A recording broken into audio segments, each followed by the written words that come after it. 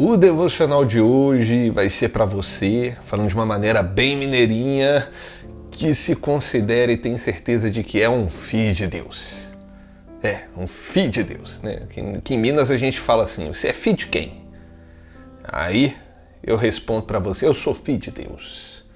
Filho da Rosana, filho do Robson também, mas sou filho de Deus.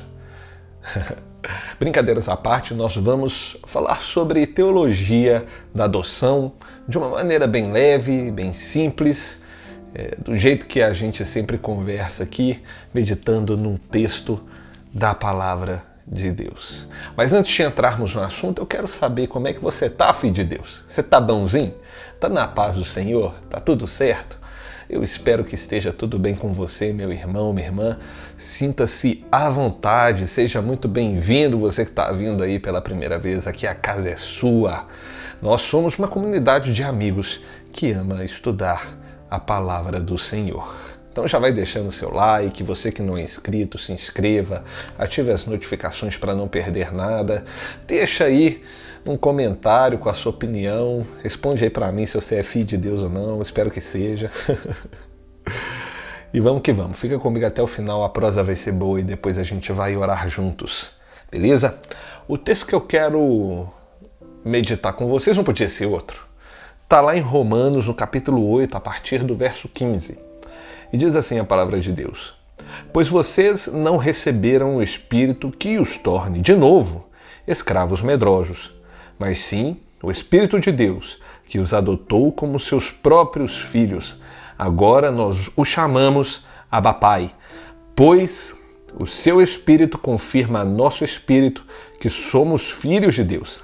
Se somos filhos de Deus, então somos seus herdeiros e, portanto, co-herdeiros com Cristo.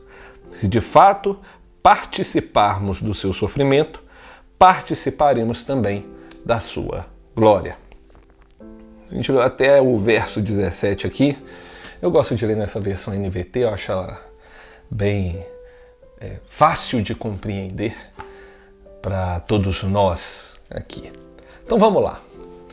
Teologia da adoção. É uma teologia muito importante, ela está muito conectada a toda essa questão da justificação pela fé, da redenção, né? Tudo começa com a descoberta do pecado. O livro de Romanos é bem didático em relação a isso. É exposto o pecado, a origem do pecado, a gente até gravou um vídeo sobre isso, o porquê as pessoas pecam, de onde que isso veio, não é verdade? E aí torna-se indispensável a justiça de Deus sobre a nossa vida. A justiça de Deus, aquilo que seria justo mediante o nosso pecado, seria a nossa destruição, a nossa morte. A ira de Deus recaindo sobre nós. Porém, pela misericórdia do Senhor, Ele enviou o seu Filho, fazendo com que, pela fé nele, nós fôssemos resgatados. O preço foi pago. A justiça foi feita em cima de Jesus Cristo. Basta nós crermos que Ele é o Filho de Deus, basta nós crermos em Deus. Pela fé, nós somos salvos. Porque sem fé, como está aqui no livro de Romanos, na carta de Paulo aos Romanos, sem fé a gente não conseguiria sequer obedecer a lei nenhuma. Então nós devemos ter fé. A fé é o motor, a fé vem primeiro, nós devemos ter fé. Tendo fé, crendo que Jesus é o Filho de Deus, crendo no nosso Senhor, nós somos salvos. A partir do momento que nós somos salvos, justificados, nós recebemos o direito da adoção. Ou seja, antes nós éramos escravos, escravos do pecado, escravos de toda sorte de idolatria e de imundícias que esse mundo nos oferece. Porém, o Espírito Santo de Deus nos convence do pecado, da justiça e do juízo e nos traz para perto, nos fazendo filhos herdeiros. Isso é maravilhoso, né, gente? Cristo é o primogênito, Cristo é o filho legítimo, nós somos filhos adotivos, mas nós também temos o direito de participarmos da glória de Deus. E quando a gente fala de filiação, a gente fala de DNA, né, gente? E vamos pensar isso de uma maneira espiritual. O sangue que corre em nossas veias tem o DNA divino, porque nós fomos selados com o Espírito Santo. Isso não significa que nós temos o poder ou o direito de nos considerarmos deuses, longe disso. Mas esse DNA que nós temos é uma transformação que o Espírito Santo opera em nós para que nós nos pareçamos cada vez mais em caráter com o nosso Deus, para que nós tenhamos a capacidade de obedecê-lo, de seguir o seu estatuto, de seguir a sua moralidade, de sermos parecidos com ele em amor, em graça, em misericórdia. O apóstolo João escreve em sua carta que os filhos de Deus são aqueles que fogem do pecado, são aqueles que buscam com todas as suas forças não cometer pecados. Ele também menciona que os filhos de Deus são aqueles que sabem amar o seu próximo. Ou seja, são aquelas pessoas que buscam equiparar o seu caráter com o caráter de Cristo, que buscam ser mais parecidas com Cristo, o nosso Mestre. O apóstolo Paulo nos diz que nós somos reconhecidos como filhos de Deus porque em nós habita o Espírito Santo, nos tira essa consciência de um escravo de pecado, por mais que a maioria das pessoas não tenha a consciência de que elas estão sendo escravizadas pelo pecado. Mas o Espírito Santo revela em nós que nós éramos assim, completamente perdidos nisso.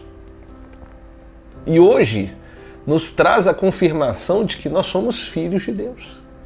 Por isso nós precisamos nos alegrar nele. Nós precisamos nos alegrar porque Deus, ele nos escolheu. E pai, inevitavelmente, sempre escolhe ser pai. Ah, Lucas, mas existe um monte de pai que acidentalmente geram filhos. E eu digo para você que nem sempre o pai que gera é o pai de verdade. Por mais que seja no sangue, talvez, no exame de DNA, como eu disse, mas na sua consideração, no seu coração, muitas vezes esse que abandonou seu filho não escolheu ser pai. Aquele que escolhe ser pai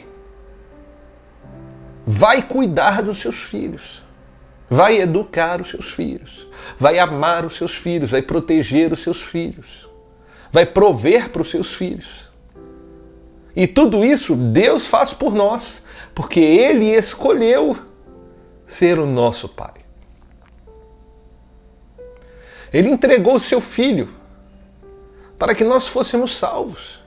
Ele derramou sobre nós o Espírito Santo para que nós fôssemos reconhecidos como os seus filhos. Deus escolheu ser o nosso Pai.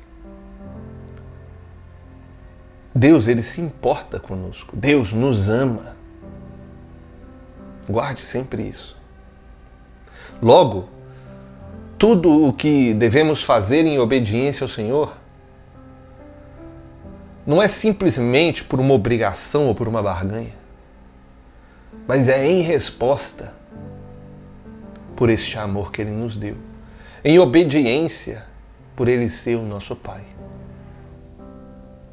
É uma resposta que brota do fundo do coração, movido pela gratidão, por um amor profundo. Amém? Então, meu irmão e minha irmã, creia sempre nisso. O Senhor te escolheu. Outro ponto importante é que nós, como filhos, fazemos hoje parte da família de Deus. E hoje, fazer parte da família de Deus, vivendo nesta terra, pode sim trazer sofrimentos. Afinal de contas, o caráter de Deus, a moralidade que o Senhor Deus colocou para nós, em muitos momentos pode ser contrária ao que esse mundo prega. Isso gera, sim, sofrimento. Isso gera, sim, dor naquele primeiro momento. Alguns serão perseguidos, alguns serão açoitados, alguns serão presos, alguns terão que abrir mão de muitas coisas para servir ao Senhor. Esse é o seu dever. Ser filho de Deus também tem deveres. Está no texto, a gente leu. Se a gente participar com Cristo do sofrimento, nós, inevitavelmente, teremos o direito de participar da glória. Olha que maravilhoso isso daí, gente. Olha que maravilhoso nós podermos ter essa garantia de que nós participaremos da glória. De que quando o Senhor voltar, nós estaremos com Ele. De que quando Jesus voltar, nossos corpos serão transformados e glorificados. Não seremos mais sujeitos à ação do pecado. Não seremos mais escravos deste mundo. Seremos filhos do Rei dos Reis, do Senhor dos Senhores. Reinaremos com Cristo. Ou seja, seremos cidadãos do reinado de Cristo. E não existe nada melhor do que isso. Não existe nada que tenha mais justiça, que tenha mais beleza, que tenha mais provisão, que tenha mais amor, que tenha mais virtudes do que poder participar de um reino onde Cristo é o Senhor. Nós já podemos experimentar um pouquinho, porque o reino de Deus já se iniciou.